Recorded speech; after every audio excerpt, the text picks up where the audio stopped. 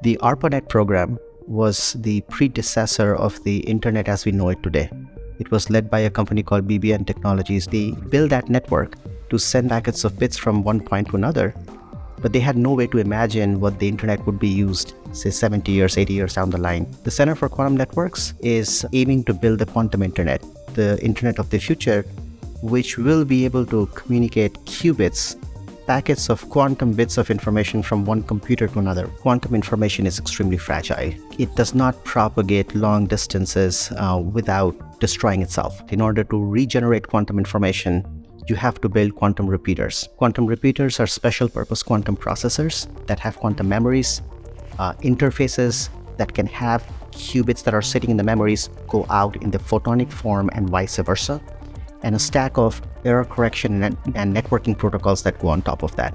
One of the biggest challenges of building the quantum network is to design and build that quantum repeater and put it together with the entire protocol stack that will be able to run the various applications that will benefit from this new service called quantum communications. The way that the Center for Quantum Networks is pushing the limits of quantum information science is organized into 4 thrust areas. The first thrust looks at the protocols and the theoretical modeling of the quantum network. The second one focuses on the architectural challenges of the subcomponents like a quantum repeater. The third is on the physical layer, quantum memories, interfaces to photons, quantum frequency conversion, and the fourth considers societal impacts.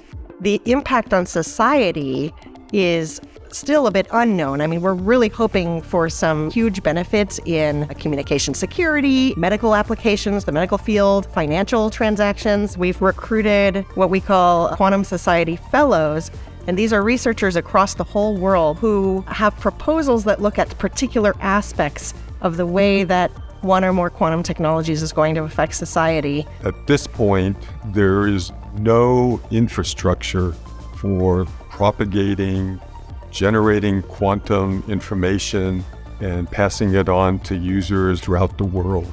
It's incredibly challenging to do that, both from the physical perspective, but also from my perspective as far as what the protocols should look like. And so it's just a very exciting problem domain to be working in. Here at the University of Arizona, the testbed is responsible for coordinating and integrating different research efforts across the whole sequence into a functional quantum network and test the key functions for future quantum networks.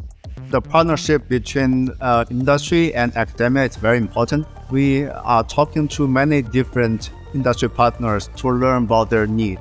Some partners are more interested in quantum sensing applications. Some are more interested in quantum communication or secure communications. Some require a near-term application, but some are more focusing on the long-term quantum network development. Based on the discussion with industry partners, we can better tailor our application. Also, our industry partners are helping us developing very key components for the quantum network.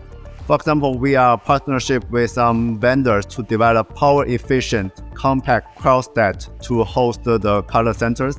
So these components will be very critical to improve the overall performance of our quantum systems. One of our workforce development programs is the master program, the MS Quizy, and this is an example of why it is really important to go beyond building the entry-level workforce. And it's even more important that you do this in an inclusive manner, and the CQN MS Quizy at the University of Arizona, that is an example of how we're trying to achieve this. We can look to recent history and we can look at many missed opportunities in workforce development, specifically semiconductor technology. In general, we can seek technological advancements in which whole populations have been left behind in terms of workforce development. Here in quantum information science, we really not only have an opportunity, but an obligation to ensure that the future quantum workforce is one that is representative of the changing demographics of this country. They need to be able to work in teams, interdisciplinary, in a way that exceeds our current demands.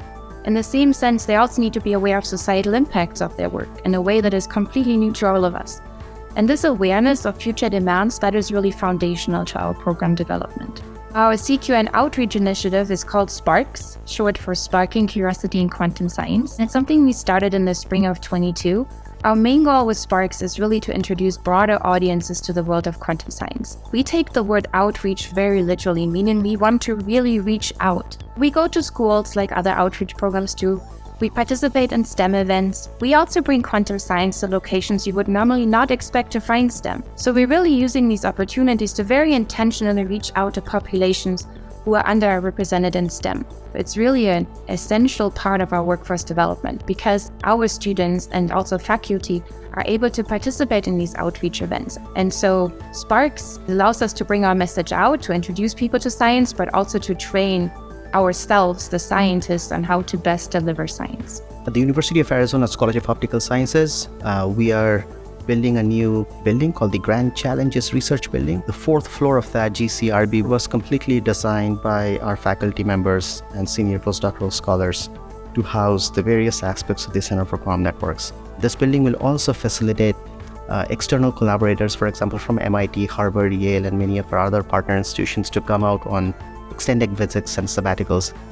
The Center for Quantum Networks is the first organized effort in the country that brings together all of the disciplines and all of the know-how that will be necessary to build this entire stack of technology. CQN has the potential to be the effort that really for the first time develops the core technologies that are at the heart of the future quantum internet.